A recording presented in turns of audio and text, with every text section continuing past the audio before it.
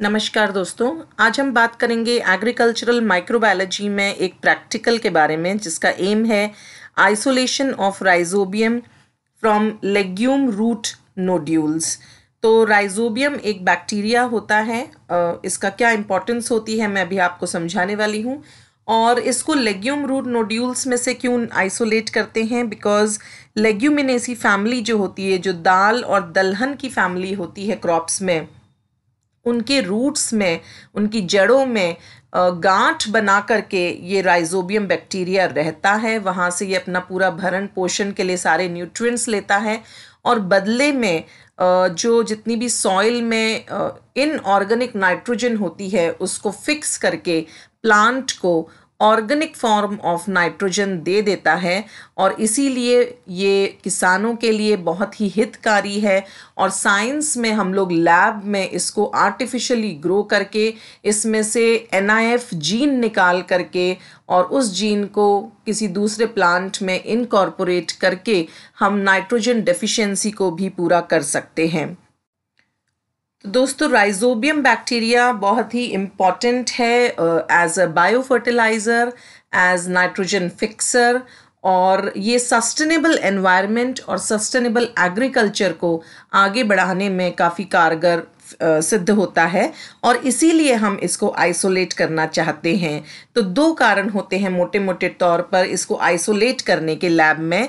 एक तो ये होता है कि इसको हम स्टडी करना चाहते हैं कि इसमें ऐसी कौन सी जीन्स हैं या कौन से प्रोटीन्स हैं या ऐसा कौन सा मेटाबॉलिज्म है जिसकी वजह से ये नाइट्रोजन को फिक्स कर देता है।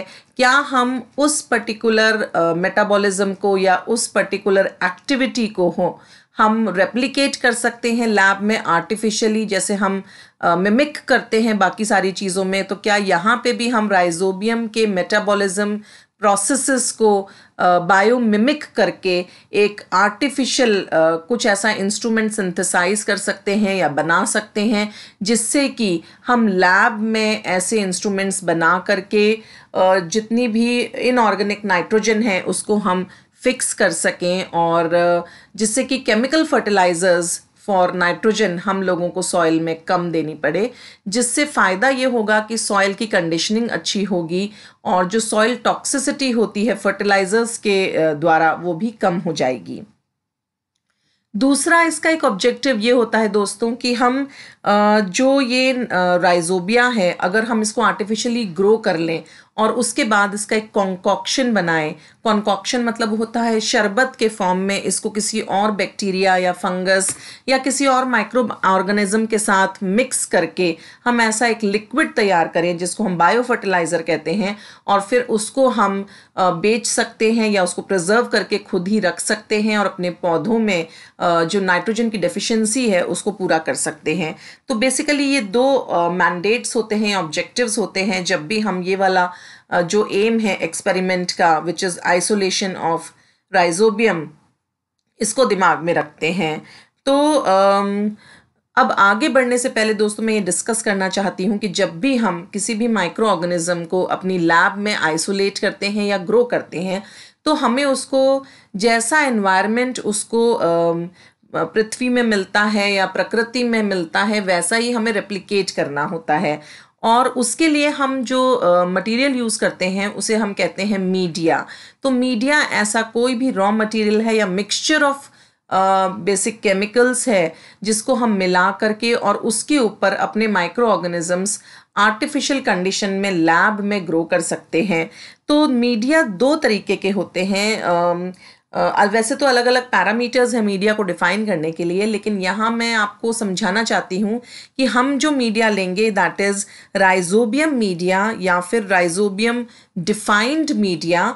और ट्रेडिशनली येमा मीडिया यूज़ किया जाता था, येमा YEMA, और इसका फुल फॉर्म होता है यीस्ट एक्सट्रैक्ट मैनिटॉल अगार मीडिया, और इसमें हम एक डाई यूज़ करते थे जिसको हम कहते थे कॉन्गो रेड डाई, जो कि रेड इन कलर होती थी।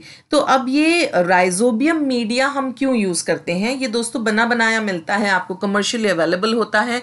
बहुत सारी कंपनीज जैसे कि हाई मीडिया है या सिग्मा है, ये सब बेचती हैं बाज़ार में। और नहीं तो हम लोग इसको कॉम्पोजिशन इसका रेप्लिकेट करके लैब में भी बना सकते हैं।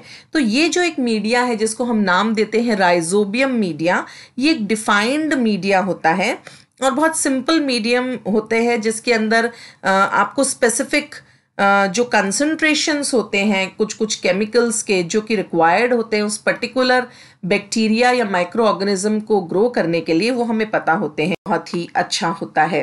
तो इस मीडिया का जो कॉम्पोजिशन है वो एक बार डिस्कस करते हैं, और ये जो इंग्रेडिएंट्स हैं वो मैं आपको ग्राम्स पर लीटर के हिसाब से दे रही हूँ। जितना भी आपको लैब में बनाना है उस हिसाब से आप इसका जो मेजरमेंट है उसको चेंज कर सकते हैं।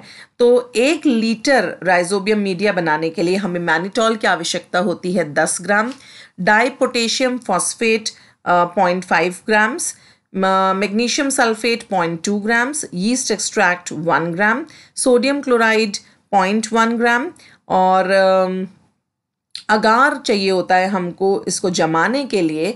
अगर किसी भी मीडिया को ब्रॉथ से हमें चेंज करना है सॉलिड में तो हमें अगार यूज़ करना पड़ता है।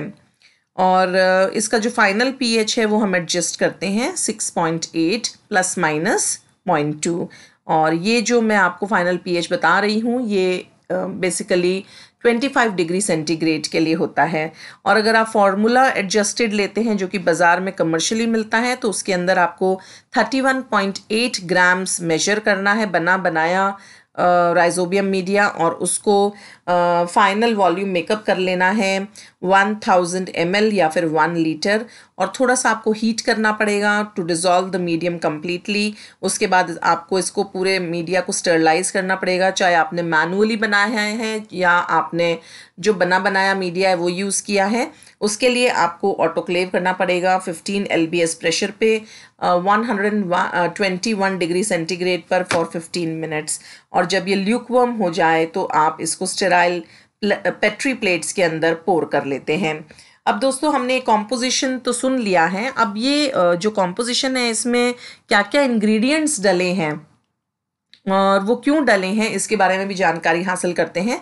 तो जो यीस्ट एक्सट्रैक्ट होता है ये एक नाइट्रोजनस न्यूट्रिएंट्स का बेस होता है, और इसमें बहुत सारी रेडिली अवेलेबल अमाइनो एसिड्स होती हैं, और इसमें विटामिन बी कॉम्प्लेक्स भी होता है जो कि राइजोबिया के लिए बहुत ज़रूरी होता है।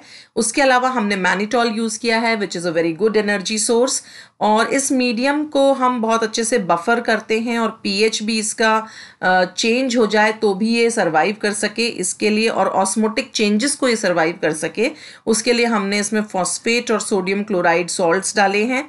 और जो डाई पोटेशियम फॉस्फेट होता है वो अच्छा बफरिंग दे देता है इसको मीडियम को, और जो हमने मैग्नीशियम सल्फेट और क्लोराइड आयंस डाले हैं वो मेटाबॉलिज्म को सिमुलेट करते हैं और ऑस्मो रेगुलेशन में भी मदद करते हैं।